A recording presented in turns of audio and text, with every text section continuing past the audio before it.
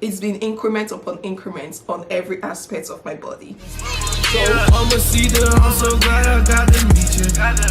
Pull your chair out for you, girl, let me see you. Hey guys, welcome back to my channel. So today's video, guys, I'm going to be talking about weeks 18 and weeks 19. I know this has been a long time coming.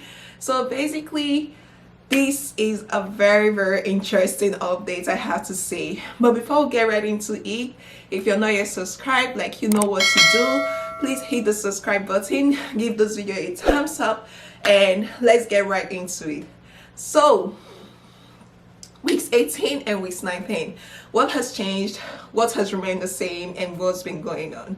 First thing first, guys, I have to say, imagine you pregnant, lazy, and waddling into your doctor's office, and then after like examinations and all that, you hear your doctor say, I don't think you're actually 17 weeks pregnant, I think you are 19 weeks pregnant. Pretty much that was the story of my life. The last time I went into the doctor's office, I was like, hold up, what are you trying to say? Like, what does that mean? Like, because I'm pretty sure of like my dates, I'm very meticulous when it comes to that, like my periods, stuff like that.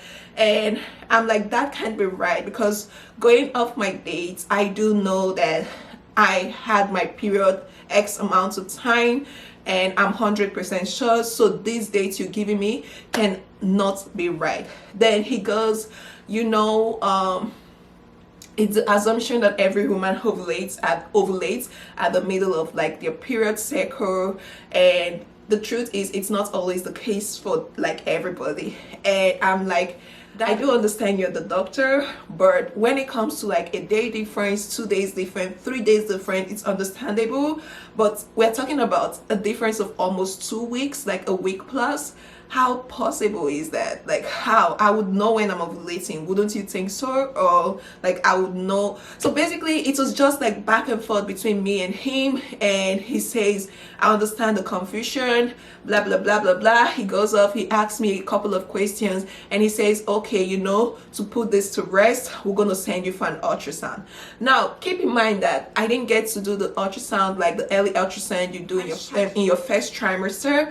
And for those of you who know this, lots of times that actually helps to determine the gestational age of the baby, just in case, you know, you don't have an irregular period, you're not sure of when you last saw your period and stuff like that. So I didn't get to do that first ultrasound, and now I'm already in my second trimester, and he says, okay, we're gonna send you in just to be sure and just to see what the ultrasound doctor and all that says. I'm going for my ultrasound, and long story short, it's pretty much the same thing. So she says your baby measures almost 2 weeks ahead of what you're saying. And I'm like, yeah, I know, that's why I'm here. So what could be the reason? She says, you know, as a tech, I'm not allowed to talk to you, I'm not allowed to tell you anything, but I'll go get the doctor so that she can come talk to you about that. And the doctor comes in, and the doctor basically repeats what my doctor says. So my question to you all watching me is, what would you do if you were in my shoes? Because what this basically means is like my EDD has been thrown off. So basically I don't even know if to go with the dates the doctors are saying, or if to go with the dates that, you know, off like my calendar as to when I saw my period last and basically when I ovulated. So I want to hear your opinion. Has anybody ever experienced this? What do you all think? If you're in my shoes, which dates would you go for? Anyways, for now, let's leave that aside and let's talk about changes and symptoms for this past 2 weeks. And at this point, if you're not yet subscribed, like, my question is, why not? Okay, as in, just hit the subscribe button. It's free, it doesn't cost you nothing, and then a bonus point, you get to see this beautiful smile every time. So as usual, I'm gonna read off my baby app. So I'm reading off 19 weeks pregnant, second trimester. It says 21 more weeks to go. Can you all believe it? Like, I'm this close to being halfway through. So it says the skin on your baby's fingers and toes has buckled into distinct patterns that are now permanent and unique. Then there's a round ligament pain. As your uterus grows, the ligament and link it to your pelvis stretch and may cause occasional sharp pain. That brings me to one of the symptoms for this week. Like, I literally understand what was going on for a minute, because for some reason I had it, like I began to feel like this pain around my waist, and even like this lightning pain that just shoots up and then it's gone like in a minute. I really didn't know what was going on, but it took me a while. After that happened several times, then I'm like, welcome to second trimester.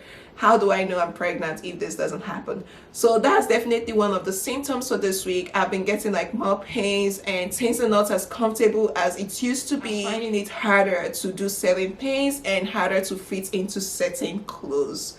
So they say the length of baby is 6 inches head to rump, and the weight of baby is 8.5 ounces. So baby is the size of a tomato right now. Basically, this week has been interesting to say the least, and this week I've seen this week I've seen my boobs become so humongous. I honestly don't know what's going on and all that. For the longest time, I always used to wish that, I wish I had like a bigger boobs, but right now I don't even understand if that's such a good thing anymore, because you all know, like, everything has its cons, everything has its pros, but this week has been crazy. This past 2 weeks has been crazy. Like, everything is getting bigger. My boobs are getting bigger, like my ass getting bigger, my thighs of course are getting bigger, and honestly I've been scared to get on the scale because I literally don't want to be sad with the numbers that come out on the scale. So that is definitely one of the top symptoms for this week. The whole, like, it's been increment upon increment on every aspect of my body. So, and when I mean every aspect, that includes even my veins, like my hands. Like, normally I don't have like the most feminine hands, I have to say, but like it's been getting worse. And sometimes in pictures I see myself wanting to hide my hands because, you already know why, but it's what it is. So that brings me to symptom number 2. So I have to say is, for me, I really don't mind. It's a positive symptom. It's the fact that like my fingernails are like really growing out much faster, or like are growing out faster than it usually does. So before now, like I can leave my toenails for as long as 2-3 months without having to cut them, but now I literally have to cut my nails like more frequently than usual. And to be honest, the only thing that comes to mind is the fact that like the pregnancy hormones, that could be the reason why. So that is a good thing, because I love my nails long, particularly as with nursing school you are not allowed to get your nails done. So with this, at least I have longer nails, and then I can just like keep them clean and put on some natural colors, and it looks as good as acrylics or close. And the third symptom I have to say as regards this week would be the fact that I'm always parched. So if you've watched my earlier video, I know initially I mentioned this, but after a while it kind of stopped. But now we're back to that. Like, I'm always thirsty at nighttime. I see myself waking up with like dry throat, like wanting something to drink. So as a result of that, I always have like some water by my bedside. Like, I know for the most part I'm going to wake up just to grab like a drink. So that's one thing that is like that's up this week and the past week. And of course, the belly finally popped. Like, difficult to kind of hide the bump, but before now I can literally go out and nobody knows I'm pregnant. But for that to happen, it simply means I have to have a big shirt on, I have to have a coat or a sweater or something like concealing on. So that's it for this video. I'm just gonna leave it here. I'll go to the bump photo for the week. I'm just gonna say, if you're watching this and you want to see me do the fitting into my pre-pregnancy clothes further down the road, let me know down in the comment section. And also, if you have any questions, leave that in the comment section. If you're not yet subscribed, you know what to do. I know it feels like I'm asking you like for a whole lot of things, but thank you. So Thanks for watching. Now time for the bum photo. Tonight.